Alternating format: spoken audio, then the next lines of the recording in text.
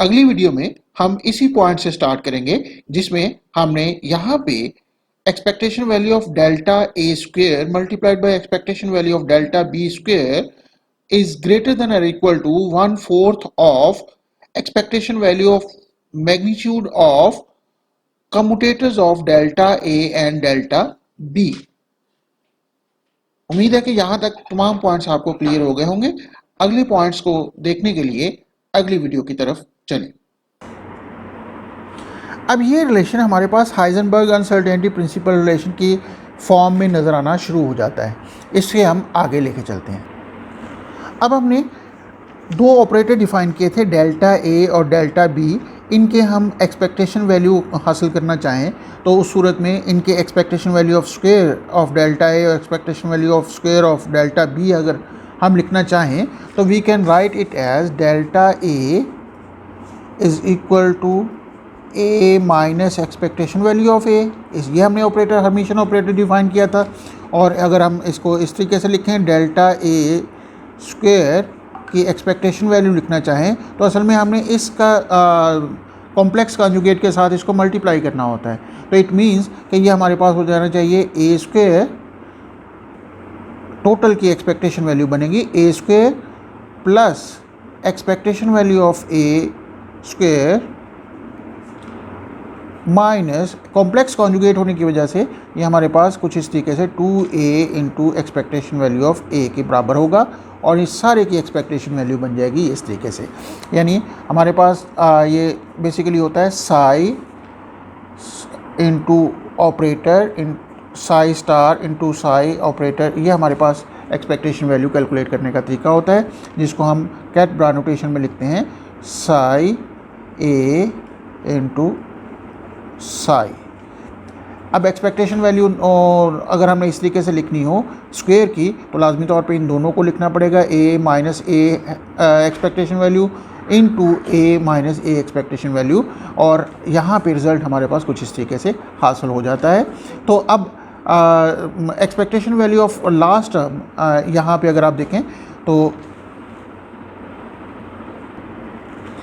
और जब हम इस एक्सपेक्टेशन वैल्यू को कंसिडर करेंगे तो ये हमारे पास बन जाएगी ए स्क्वायर की expectation value minus expectation value of A whole square. ये हमारे पास डेल्टा ए की एक्सपेक्टेशन वैल्यू का स्क्वायर आ जाएगी, डेल्टा ए स्क्वायर की एक्सपेक्टेशन वैल्यू बनेगी इस तरीके से। और इसी तरीके से अगर हम इस इक्वेशन का जस्ट स्क्वायर कर लें तो ये हमारे पास बनेगा delta A square is equal to A square minus A square. जी, अब हम इस पोजीशन में हैं कि डेल्टा ए स्क्वायर को expectation value of delta A square की को हम लिख सकते हैं ए स्क्वायर की expectation value minus expectation value of A का स्क्वायर। इसी तरीके से डेल्टा ए स्क्वायर हम ऑलरेडी डिफ़ाइन कर चुके हैं इन आवर प्रीवियस डेफिनेशन कि ये हमारे पास इसके बराबर। अगर इन दोनों को कंपेयर करें तो हम देख रहे हैं कि राइट हैंड साइड दोनों की आपस में बराबर आ रही है। अब अगर ये दोनों आपस में बराबर आ रहे हैं तो इसका मतलब ये होगा कि इन दोनों को कंपेयर करने से लेफ़्ट हैंड साइड भी आपस में बराबर होनी चाहिए। यानी square of expectation value of delta A square बराबर हो जाएगा डेल्टा ए स्क्वायर। तो ये हमारे पास रिजल्ट आ जाएगा। Similarly we can prove it by for second hermitian operator delta B के लिए। तो डेल्टा बी स्क्वायर की एक्सपेक्टेशन वैल्यू बराबर होगी डेल्टा बी स्क्वायर के। अब अगर हम इन दोनों को हमारे पास जो प्रीवियस इक्वेशन थी कि डेल्टा ए, ये अगर हम इसको वापस जाएं तो ये इक्वेशन हमारे पास थी delta A in A square into delta B square is greater than और इक्वल टू 1/4 ऑफ दिस। अब ये हमारे पास वैल्यू है जो रिज़ल्ट बन रहा है, एक्सपेक्टेशन वैल्यू ऑफ कम्यूटेटर बन रही है। तो 1/4 ऑफ मैग्नीट्यूड स्क्वायर है किसका, expectation value of commutators delta A delta B का। इस इक्वेशन को मैं यहाँ पे दोबारा लिख रहा हूँ, तो डेल्टा ए स्क्वायर की expectation value multiplied by delta B की स्क्वायर की expectation value is greater than equal to magnitude of this expectation value of this commutator. इसका मतलब ये हुआ कि अगर हम इस कम्यूटेटर की वैल्यू कैलकुलेट कर सकें तो हम इस हिसाब से इनकी वैल्यू कैलकुलेट कर सकेंगे। लेकिन चूंकि हम जानते हैं कि ये expectation value delta A square के बराबर है, ये expectation value delta B square के बराबर है, तो इसलिए हम इस कम्यूटेटर की वैल्यू को कैलकुलेट करें तो डेल्टा ए डेल्टा बी की वैल्यू भी कैलकुलेट कर सकेंगे after taking the square root of this equation. अब जब हम इसका स्क्वायर रूट लेंगे तो ये डेल्टा ए डेल्टा बी रह जाएगा, that must be greater than equal to 1/2 of this value. अब therefore the product of uncertainties, this is the product of uncertainties, the product of uncertainties is greater than or equal to 1/2 the absolute value of commutator of their respective operators। तो ये हमारे पास दोनों operators का commutator लें, उसकी expectation value की magnitude लेंगे तो उसको 1/2 से मल्टीप्लाई करेंगे, that should be smaller than delta A delta B. अब हम बात करते हैं about the Heisenberg uncertainty principle. Now let's talk about Heisenberg uncertainty principle for momentum and position. चूँकि हमारे पास पोजीशन ऑपरेटर होता है minus iota H cut delta. अब ये आयोटा एच का डेल्टा का 3 डायमेंशन में मोमेंटम का ऑपरेटर को रिप्रेजेंट करता है। अगर हम सिर्फ 1 डायमेंशन की बात करें जिसमें एक्स कंपोनेंट की बात कर लें तो this will be equal to minus iota H cut partial over partial x. ये हमारे पास मोमेंटम ऑपरेटर है फॉर 1 डायमेंशन। इसी तरह पोजीशन ऑपरेटर जस्ट मल्टीपल होता है एक्स का, तो ये हमारे पास पोजीशन ऑपरेटर हम कह सकते हैं कि ये एक्स के बराबर ही होता है। तो इट मीन्स कि हमारे पास जो delta x into delta P x यहाँ इस इक्वेशन में अगर हम पुट करें तो डेल्टा ए डेल्टा बी की जगह पे delta X delta P X यानी uncertainty in position multiplied by uncertainty in x component momentum must be greater than or equal to 1/2 of x into px। ये हमारे पास जो result आया ये इसका कम्यूटेटर है x और px के ऑपरेटर्स के लिए। अब अगर हम इसकी बात करें इन लाइंस की तो ये मैग्नीट्यूड को रिप्रेजेंट करती है और मैग्नीट्यूड निकालने के लिए हम जानते हैं कि वो सेल्फ डॉट प्रोडक्ट लेते हैं या आप इसको इनर प्रोडक्ट की सूरत में लिखा जा सकता है।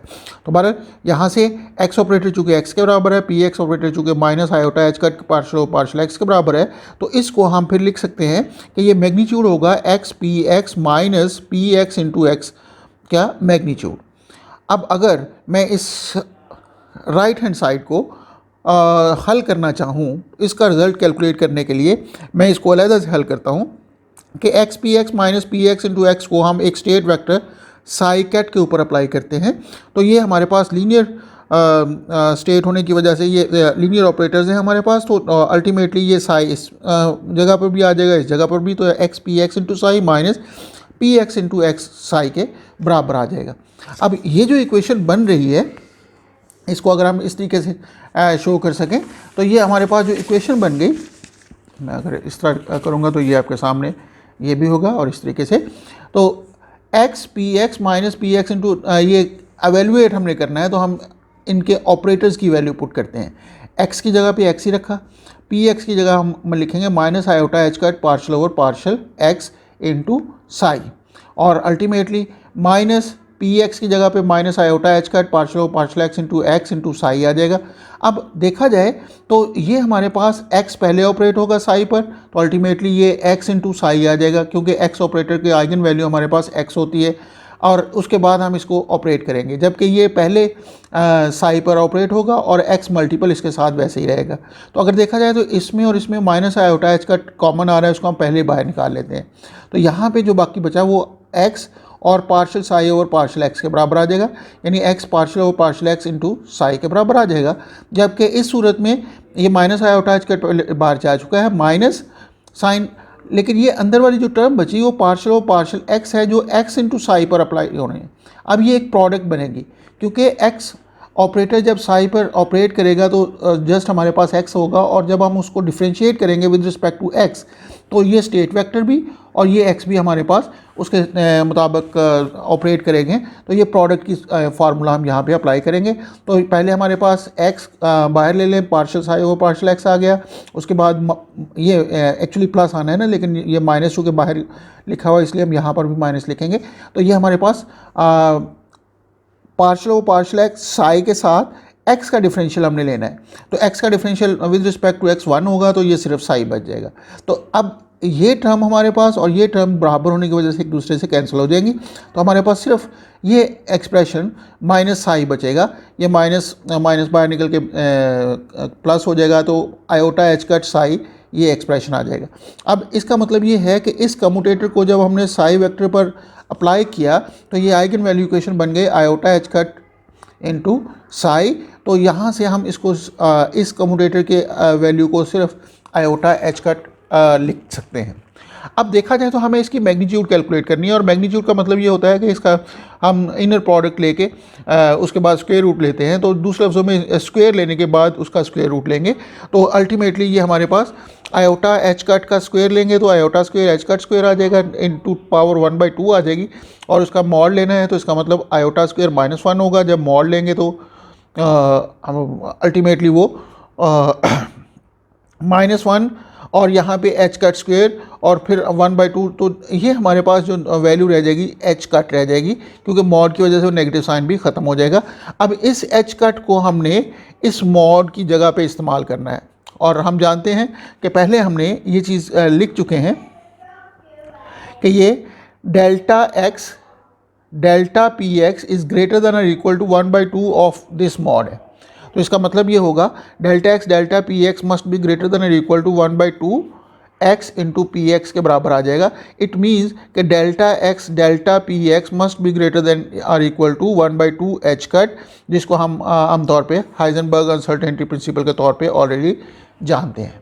तो ये था हमारे पास कि हम कम्यूटेटर की मदद से हाइजेनबर्ग अनसर्टेनिटी प्रिंसिपल को कैलकुलेट कर सकते हैं। होप आप लोगों को आज का ये लेक्चर दिलचस्प लगा होगा और आपको Heisenberg uncertainty principle to drive from commutation relation आ गया होगा। अगली वीडियो तक के लिए अल्लाह हाफिज़।